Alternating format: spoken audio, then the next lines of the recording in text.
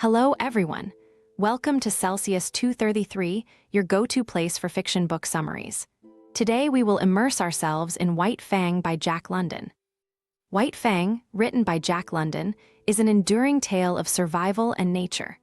Published in 1906, it is set in the harsh, unforgiving wilderness of the Yukon Territory during the Klondike Gold Rush. The novel explores the life of White Fang, a wild wolfdog, and traces his journey from the brutal wild to a tamed life under human care. London contrasts the savagery of nature with the potential for human kindness, and in doing so, offers a deep reflection on the instincts of survival, loyalty, and the possibility of transformation. Plot summary. In the bitter cold of the Yukon wilderness, life is unforgiving.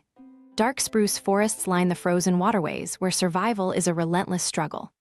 Amid this bleak landscape, a wolf pack roams, led by a cunning she-wolf, Kitch, who is half wild and half domesticated. She is both fierce and clever, guiding her pack with the instincts of a wild beast. The pack is desperate for food, and in their search, they terrorize two men traveling with a sled, stalking them relentlessly. One by one, the men's sled dogs disappear, devoured by the wolves. Eventually, one of the men succumbs, leaving the other to face the pack alone.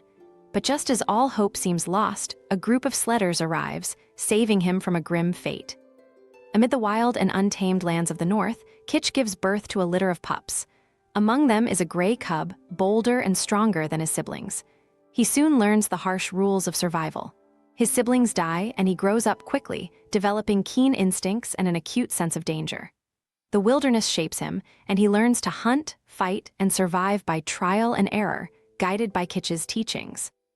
The cub soon realizes that life is a constant battle against hunger and the merciless forces of nature.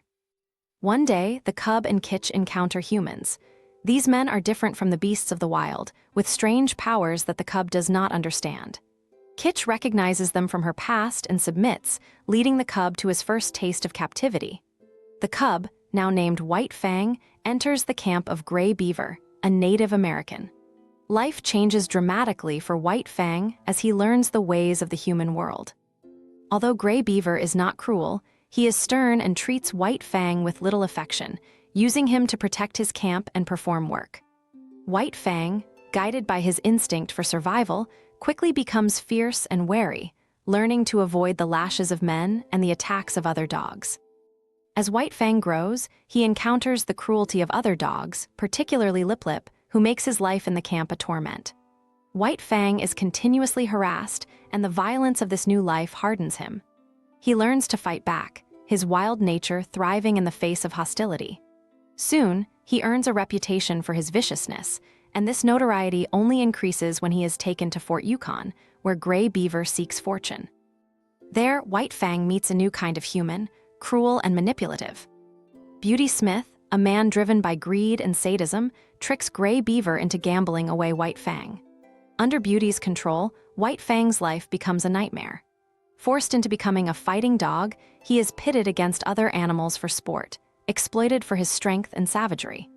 White Fang's spirit becomes twisted by the cruelty he endures, and he fights with a ferocity that no other dog can match. But his victories come at a great cost. His soul is submerged in violence, and he becomes little more than a tool for men's entertainment. In the midst of this brutal existence, White Fang faces a deadly challenge. He is thrown into a fight with a bulldog, far more dangerous than any opponent he has encountered. The bulldog latches onto White Fang's throat, slowly choking the life out of him. Just as White Fang is on the brink of death, fate intervenes in the form of Weedon Scott, a gold prospector who arrives in time to stop the fight. Disgusted by Beauty's cruelty, Scott buys White Fang and takes him under his care. At first, White Fang is wary of this new master, having known only cruelty from men. But Scott is patient and kind, treating White Fang with a compassion the wolfdog has never known. Slowly, White Fang's hardened heart begins to thaw. Under Scott's gentle guidance, White Fang learns to trust, and for the first time, he experiences affection. He grows protective of Scott, becoming fiercely loyal to the man who saved him. The bond between them deepens, and White Fang's savage nature is tamed by Scott's love. Scott decides to take White Fang to his home in California, far from the wilds of the Yukon. There, White Fang faces new challenges as he adapts to life in civilization. He struggles to understand the world of humans, where violence is not the answer to every threat. Yet, White Fang's loyalty to Scott remains unshakable, and he soon proves himself as a protector of Scott's family. When a dangerous criminal escapes and threatens Scott's household, White Fang confronts him in a final act of bravery. Though wounded in the fight, White Fang saves Scott's family, further cementing his place as a beloved and indispensable part of their lives. He is no longer the wild, untamed creature of the North.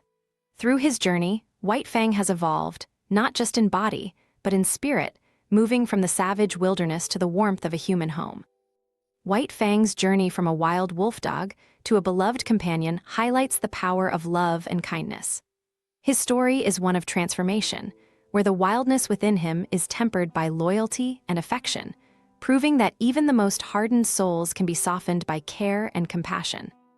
That's it for now, but don't stop here. Jack London has more stories waiting for you. Check them out in the description or on Celsius 233. Remember, while our summaries capture the essence, they can never replace the full experience of reading the book. If this summary intrigued you, consider diving into the complete story, buy the book, and immerse yourself in Jack London's original work. Bye-bye, take care, have fun.